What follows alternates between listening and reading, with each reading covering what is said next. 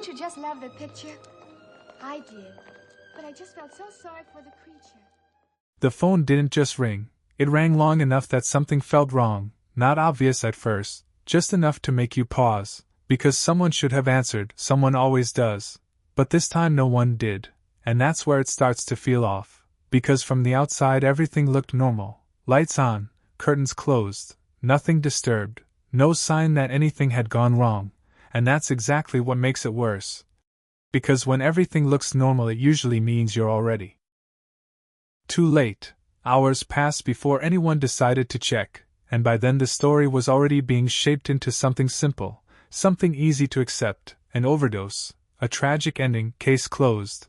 That's what people were told, and on the surface it works, it fits just enough to stop people from asking questions, but the moment you slow it down, the moment you actually follow it step by step, it begins to slip. Because the timeline doesn't behave the way it should, it doesn't stay fixed, it shifts.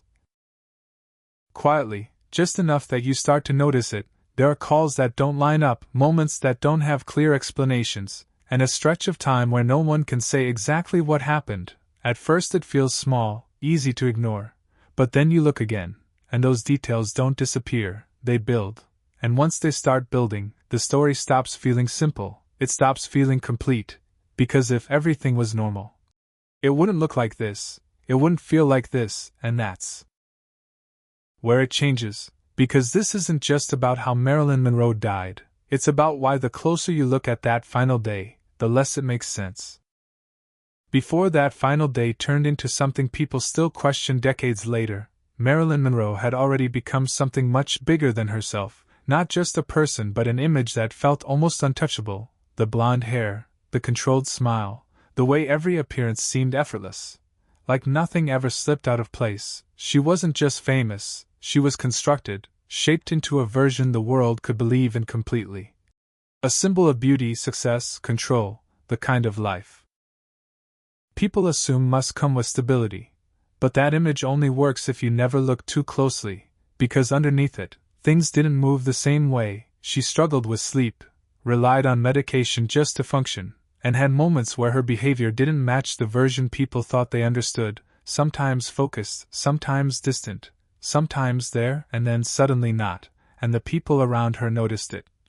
But it didn't trigger urgency, it was explained away, normalized, treated as part of the pressure that came with her position, and that's where the disconnect begins, because the more perfect the image looked, the less stable the reality underneath seemed to be. And once those two versions exist at the same time, one controlled and one quietly slipping, it changes how you see everything that follows. Because now the question isn't just what happened in those final hours. It's how long things had already been moving in that direction before anyone fully recognized it. And once you start thinking about it that way, the story stops being about a single day. It starts to feel like something that had been building long before anyone thought to question it.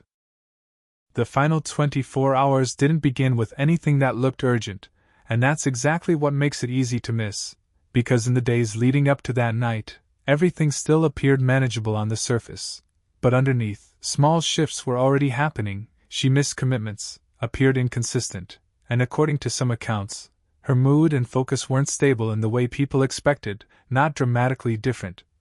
Just slightly off, and that slightly off is exactly the kind of detail people ignore in real time. Reportedly, she had been relying more heavily on medication, not just to sleep but to stay functional, to maintain control, and while that wasn't unusual in her world, the pattern itself was becoming harder to manage. People around her noticed moments where she seemed present and then suddenly distant, as if something underneath was starting to slip without fully breaking. And that's where the tension begins to build, because nothing here looks like a crisis. Nothing forces a reaction, but when you look at it now, those same details don't feel random anymore. They start to connect, forming a pattern that wasn't obvious at the time, a pattern that suggests something had already shifted before that final day even began. And the most unsettling part is that no one treated it as urgent, not because it wasn't there, but because it didn't look serious yet. And that's how situations like this unfold, not with one clear moment where everything changes, but with small changes that only make sense once everything has already gone too far. The day itself doesn't begin with anything that forces the story to break, and that's what makes it harder to trust, because from a distance it still feels normal, a morning that moves forward without urgency, conversations that don't immediately signal anything serious.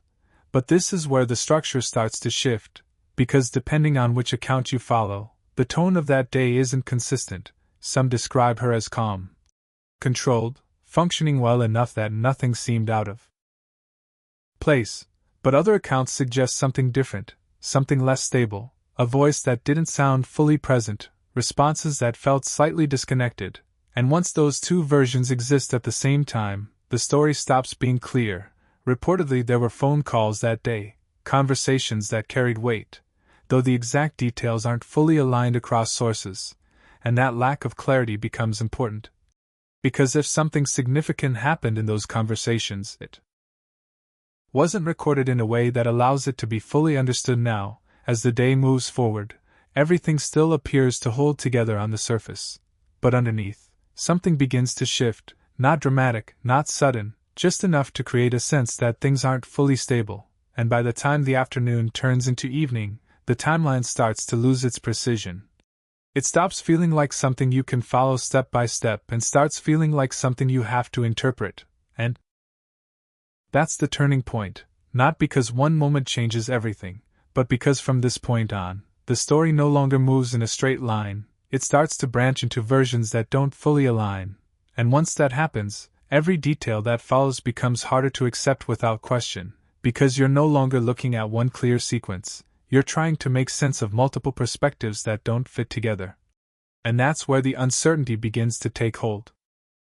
As the evening settles in, the story stops feeling like something you can follow and starts feeling like something you have to question, because this is where the structure begins to loosen, not dramatically, but enough that it no longer holds together the way it should. On paper, the sequence still exists.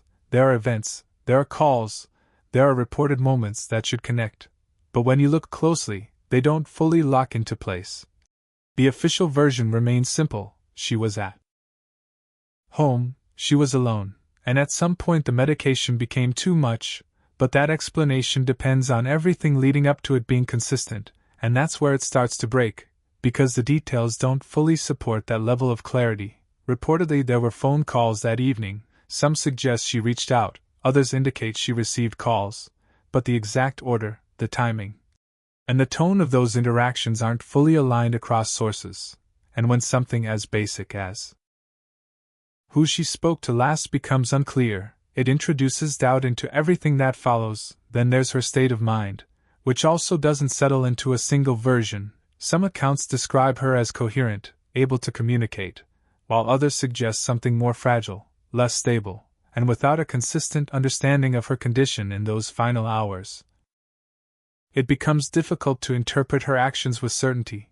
At the same time, you have to consider the larger pattern, because this wasn't just one evening, it was the result of years of pressure, expectations, emotional strain, and a growing dependence on medication that had slowly become part of her routine. And when something becomes routine, even if it's harmful, people stop reacting to it with urgency. And that's what makes this part heavier, because it suggests that whatever happened that night didn't start that night, it had been building quietly over time.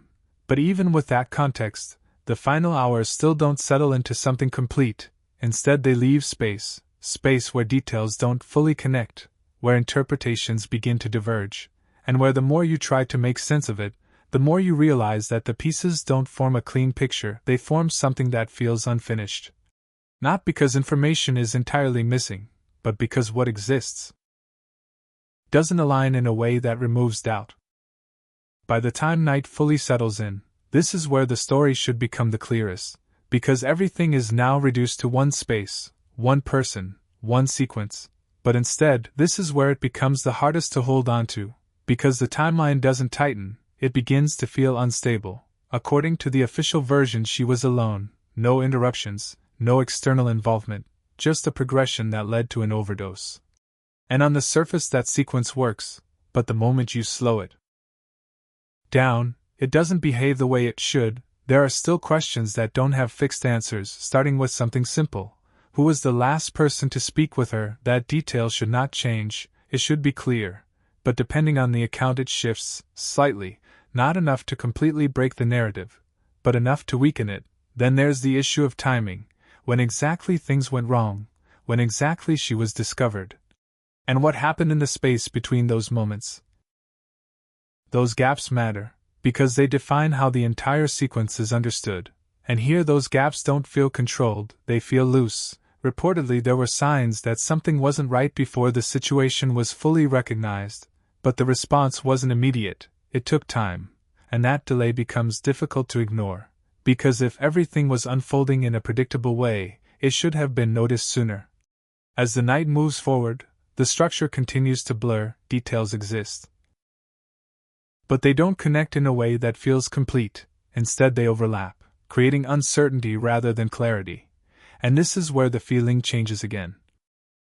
It stops being about following a story and starts being about trying to understand what might be missing from it. Because if the sequence were truly simple, it wouldn't feel this fragile, it wouldn't require this much interpretation just to make sense of it, and by the time her body was found, the conclusion was already forming, but the path leading to it still doesn't settle into something fully consistent.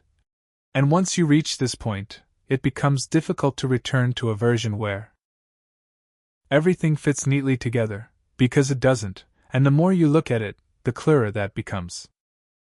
By the time the case was officially closed, the explanation had already settled into something simple, something that could be accepted without much resistance: an overdose, a probable suicide, a tragic but understandable ending, and on the surface that version works. It aligns with her history and fits what people expect. But the issue isn't whether it's possible. The issue is whether it fully explains everything that happened, because when you look at the details around that conclusion, they don't all align in a way that removes doubt. The timeline itself remains slightly inconsistent, shifting depending on which account you follow. Witness statements don't completely contradict each other, but they don't perfectly match either, and those small differences matter. Because in a situation like this, even minor inconsistencies can change how the entire sequence is understood. And this is where alternative interpretations begin to appear, not as confirmed facts but as possibilities that some have considered over time. Some believe there may have been external pressures influencing her final hours, others suggest that certain relationships in her life introduced complications that were never fully examined. And there are even more extreme theories that propose involvement beyond what was officially reported, but it's important to approach those carefully, because there is no confirmed evidence that proves those claims. They remain unverified. And yet they continue to exist, not necessarily because they are true but because the official explanation doesn't close every gap, it leaves space, and where there is space, interpretation follows. And that's what makes this part of the story so difficult to resolve. Not because one version is clearly right and another clearly wrong, but because no version fully answers everything. You can accept the official report and still feel like something is missing, or you can explore alternative ideas and still find yourself without definitive proof, and that tension is what keeps the story from settling, because even now it doesn't feel complete, it feels like something that exists between clarity and uncertainty, never fully landing on either side. And the more you examine it, the more that feeling remains. When you step back from the timeline, the calls, and the shifting details, the story begins to change again, because it stops being about one night and starts to feel like something that had been building long before those final hours ever began. The inconsistencies don't exist on their own, they sit on top of a life that was already under pressure, already unstable in ways that weren't always visible. Because what the world saw was controlled, polished, carefully maintained, but what existed underneath that image was far more fragile, and maybe that's why the ending doesn't feel complete, not because there are no answers, but because none of the answers seem large enough to fully explain everything that led there. Maybe the final 24 hours aren't the beginning of the mystery, maybe they're just the part we can see, the part that leaves behind reports, timelines, and fragments we try to piece together. While everything that came before remains harder to define, harder to measure, and that's what makes this story difficult to close, because it doesn't fit into a single explanation, it resists being simplified, it stays somewhere in between what is documented and what is uncertain, between what makes sense and what doesn't fully add up, And maybe that's why it still lingers, because it forces a different kind of question, not just what happened, but whether something this complex can ever be fully understood through facts alone, or whether some parts of it will always remain unresolved, not hidden, not missing, just beyond what can be clearly explained, and that may be the closest this story ever gets to an answer.